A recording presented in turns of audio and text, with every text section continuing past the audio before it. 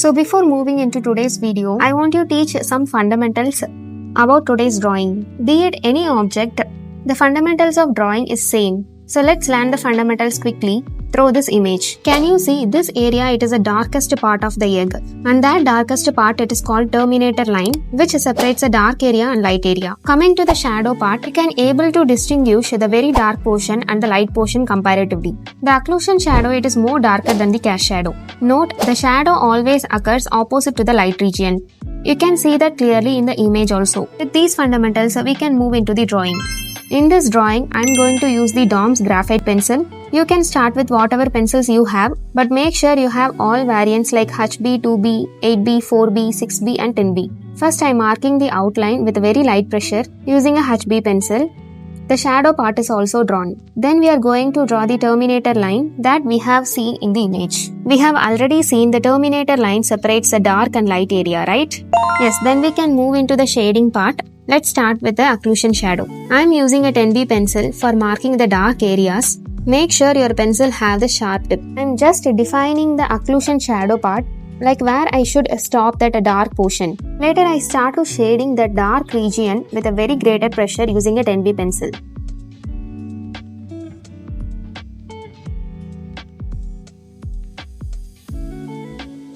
Likewise, I have completed the very dark portion now. Later, I am using the soft brush to blend the regions very well. It was a loose, flat brush. I avoid tissue papers while blending the shadow parts because it over smudges and takes away all the values. Later, we move into the cast shadow part. Here also, I am using the 10B pencil, but with a light pressure, comparatively what we have done previously. Avoid using the high pressure at first attempt.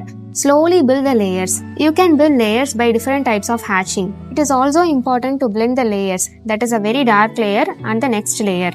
So we have to do a groundwork for merging these two layers, and that's what I am doing now. Once I decided the darkness, I will try to replicate in the other regions also like this.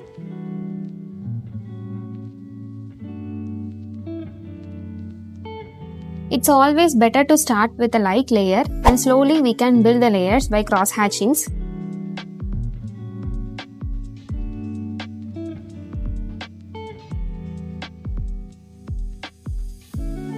If you are not showing the patience in this process, then it is difficult to blend these areas well.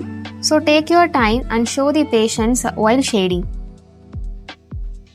As I said previously, I am now doing the groundwork by merging these two layers. I am using my pencil in a rounded motion for merging these two layers. Still, I am not satisfied with the darkness, so I am increasing the values by using a darker shading.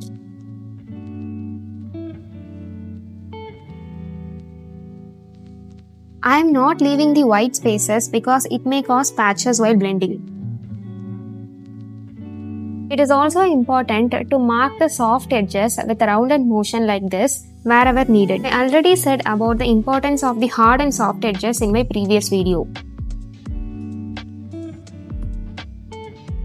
Later we can shade the terminator line using the 8B pencil. We are using the 8B pencil because our shading should be a little lighter than the shadow part, where we have used the 10B pencil.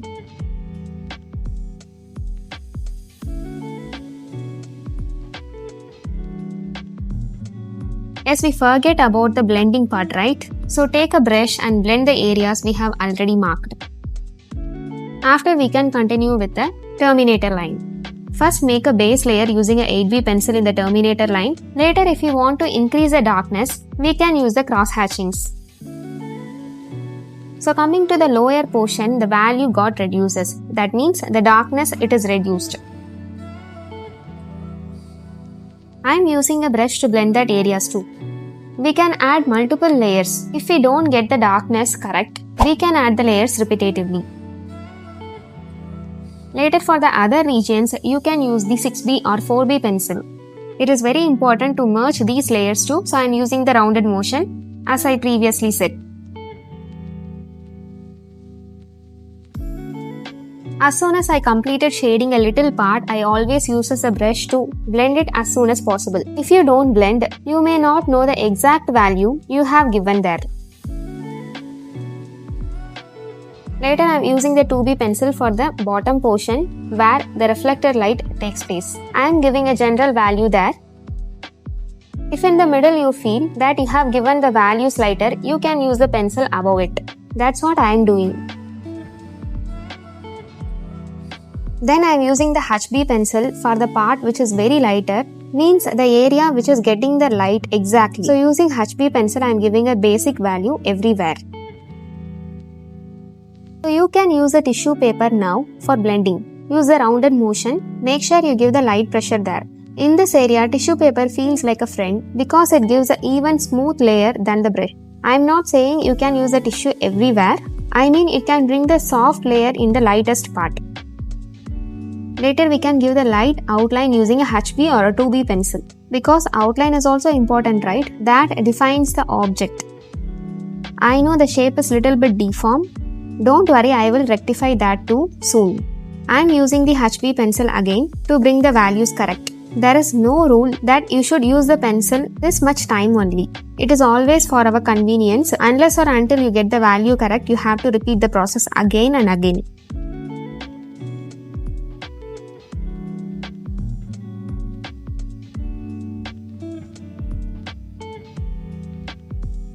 I am also blending the outline part.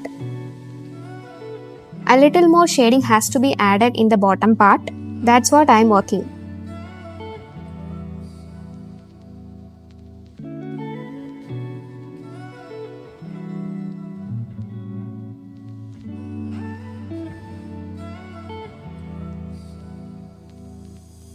So you can use a kneadable eraser or a eraser to bring these sharp highlights portion that I have given here. That's all for now. If you like this video, if you find anything useful in this video, you can say that in the comment section. That brings a motivation to me also to bring this type of contents to you. If you love art or if you want to learn the art from fundamentals, then subscribe this channel. We will meet in the next video. Bye.